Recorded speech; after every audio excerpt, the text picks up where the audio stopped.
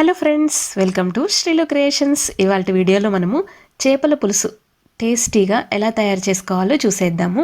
So ముందుగా ఈ చేపల పులుసు టేస్టీగా రావడం కోసం ఫస్ట్ చేపలను తీసుకుని వీటిని శుభ్రంగా ఉప్పు పసుపు వేసేసి నీట్గా కడిగేసి ఒక బౌల్లో వేసేసుకుని పక్కన పెట్టేసుకుందాము. తర్వాత మనము ఈ చేపల పులుసులోకి ఒక మసాలా ప్రిపేర్ చేస్తామండి. ఈ మసాలానే మనకి మెయిన్ ఇంగ్రీడియంట్. చాలా టేస్టీగా రావడం కోసం మనం ఈ మసాలాని ప్రిపేర్ చేసుకొని పక్కన పెట్టుకోవాలి.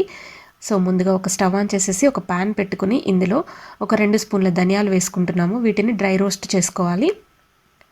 తర్వాత ఇవి కొంచెం వేగిన తర్వాత ఇందులో ఒక 10 వెల్లుల్లి రెబ్బలు వేసేసుకుంటున్నాము. సో ఈ రెండు కాస్త వేగాలండి. తర్వాత ఇందులోకి మెంతులు యాడ్ చేసుకుంటాము. ఆ మెంతులు వేసే క్లిప్ అనేది మిస్ అయింది.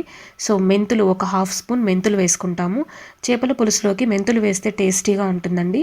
సో తర్వాత ఎండుమిరపకాయలు ఒక 5 వేసుకోవాలి. వేసుకుని వీటన్నింటినీ దోరగా వేయించుకోవాలి. మాడిపోతే బాగుండదండి. స్టవ్ని లో ఫ్లేమ్లో పెట్టుకుని ఒక 10 నిమిషాల పాటు చక్కగా ఫ్రై చేసేసుకుంటే మనకి బాగా ఫ్రై అవుతాయి. సో ఈ విధంగా ఫ్రై అయిన తర్వాత మనకి ధనియాలు అనేది కాస్త కలర్ చేంజ్ అవుతాయి. ఎండుమిరపకాయలు ఏమో కొంచెం క్రిస్పీ టెక్స్చర్ వస్తుంది. ఆ స్టేజ్లో స్టవ్ ఆఫ్ చేసేసి చల్లార్చుకుని ఒక మిక్సీ జార్లోకి తీసుకుని పౌడర్గా చేసేసుకోవాలి. సో మనకి డ్రై మసాలా అనేది చేపల పులుసులోకి రెడీ అయిపోతుంది. సో ఈ మసాలా పొడిని ఇప్పుడు ఒక బౌల్లోకి తీసేసి పక్కన పెట్టుకుందాము. పక్కన పెట్టుకుని తర్వాత ఇదే మిక్సీ జార్లోకి మనము వెట్ మసాలా అనేది రెడీ చేసుకుంటామండి. సో దానికోసము ఉల్లిపాయలు తీసుకుంటాము. నేను రెండు పెద్ద సైజు ఉన్న ఉల్లిపాయలను తీసుకుని ముక్కలుగా కట్ చేసి ఈ విధంగా మిక్సీ జార్లోకి వేసేసుకుంటున్నాను.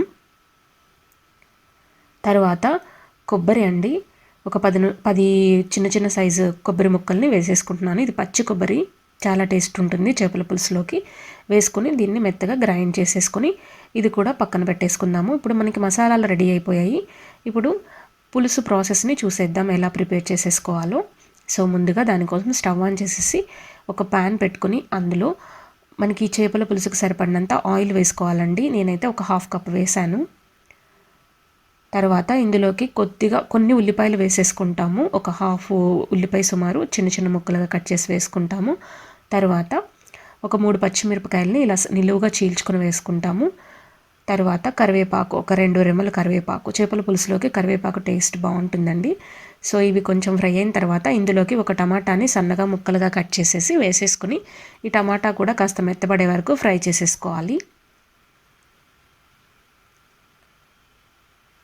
సో ఈ టమాటా ఫ్రై అవుతున్నప్పుడు ఇందులోకి రుచికి సరిపడినంత సాల్ట్ అండ్ ఒక స్పూన్ అల్లం వెల్లుల్లి పేస్ట్ వేసుకుని ఇలా ఫ్రై చేసుకోవాలి. అల్లం వెల్లుల్లి పేస్ట్ పచ్చి స్మెల్ పోయే వరకు ఫ్రై చేసుకోవాలి. అదేవిధంగా మనకి టమాటా కూడా మెత్తగా కొంచెం గుజ్జులాగా అవ్వాలన్నమాట. సో అందుకోసం మనము మూత పెట్టేసి కుక్ చేసుకుంటే ఒక 2-3 మినిట్స్ తర్వాత మనం ఒకసారి చెక్ చేసుకున్నట్లయితే చూసారా మనకి టమాటా అనేది కాస్త మెత్తపడింది. అలాగే అల్లం వెల్లుల్లి పేస్ట్ కూడా కుక్ అయిపోయింది. సో ఇప్పుడు మనము రెడీ చేసి పెట్టుకున్న ఉల్లిపాయ అండ్ కొబ్బరి వేసి రెడీ చేసి పెట్టుకున్న తడి మసాలా ఉంది కదండి. సో ఈ మసాలాని కూడా మనము ఈ మిశ్రమంలో వేసేసుకొని ఇదంతా బాగా కలుపుకోవాలి. ఇది మనకి బాగా కుక్ అవ్వాలండి. ఒక 5-10 నిమిషాల వరకు కుక్ చేసుకోవాలి దీన్ని.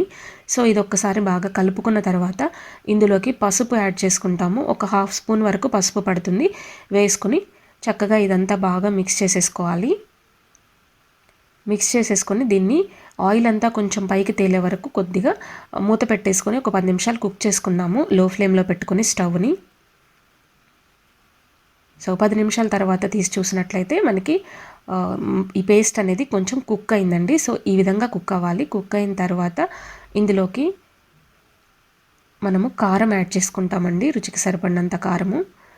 నేను 1 కేజీ చేపలు చేస్తున్నానండి. ఆ కేజీ చేపలకి ఇప్పుడు నేను వేసిన కారం చాలా స్పైసీగా ఉంటుంది. సో 1 స్పూన్ కారం వేసాను. అదేవిధంగా garam masala 1 spoon వేసేసానండి.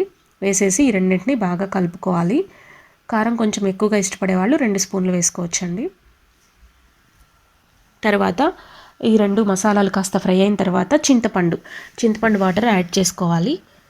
So 1.5 cup చింతపండు వాటర్ యాడ్ చేస్తున్నానండి. ఇది చిక్కగా ఉన్న చింతపండు జ్యూసు 1.5 కప్పు వేస్తున్నానండి.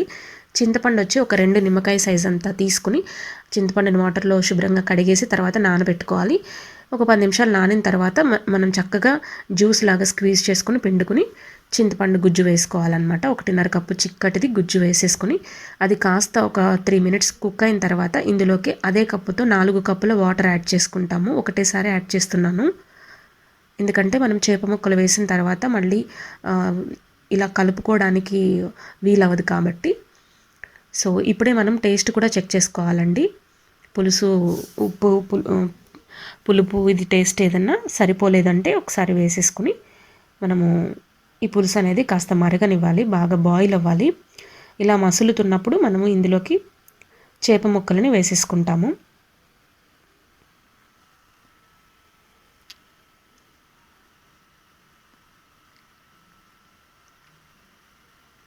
సో ఒక్కొక్కటిగా మనము ఈ పులుసులోకి డ్రాప్ చేసుకోవాలి ఈ చేప ముక్కల్ని.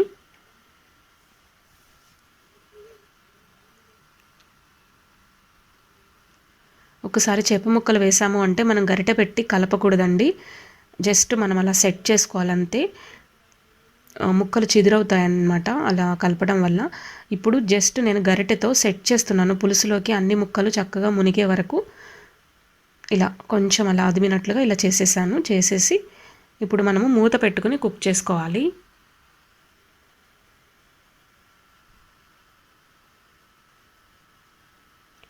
ఒక 10 నిమిషాలు మనం కుక్ చేసుకోవాలండి.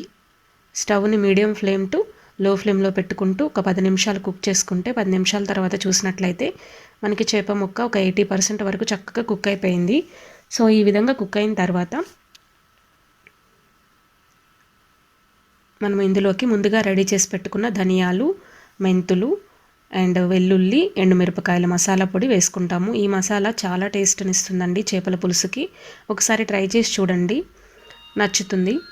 సో ఈ విధంగా మసాలా అంతా మనం వేసుకుని ఇప్పుడు మనము చేత్తో కలపకుండా కడాయిని కొంచెం కదుపుకుంటూ చక్కగా మిక్స్ చేసుకోవాలన్నమాట. ఇలా ఒక 5 మినిట్స్ మసాలా వేసిన తర్వాత మూత పెట్టి కుక్ చేసుకోవాలి. 5 మినిట్స్ తర్వాత చూసినట్లయితే మనకి కర్రీ అనేది కంప్లీట్గా రెడీ అయిపోయింది. ఇప్పుడు మనము ఇందులోకి కొత్తిమీర వేసుకోవాలి. ఫైనల్గా వేసేసుకుని ఇలా కడాయిని కదుపుకుంటూ చేసుకోవాలండి, గరిటెతో కదపకుండా చేప ముక్కల్ని. సో అంతేనండి, మనకి రెడీ అయిపోయింది చేపల పులుసు అనేది.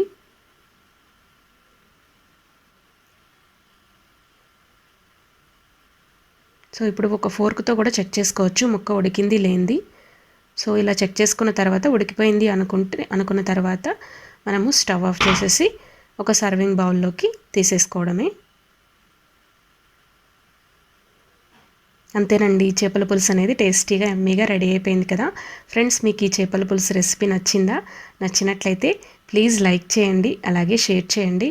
కొత్తగా మన ఛానల్ చూస్తున్నట్లయితే సబ్స్క్రైబ్ చేసుకోండి మరిన్ని వీడియోస్ కోసం. Thank you friends, bye.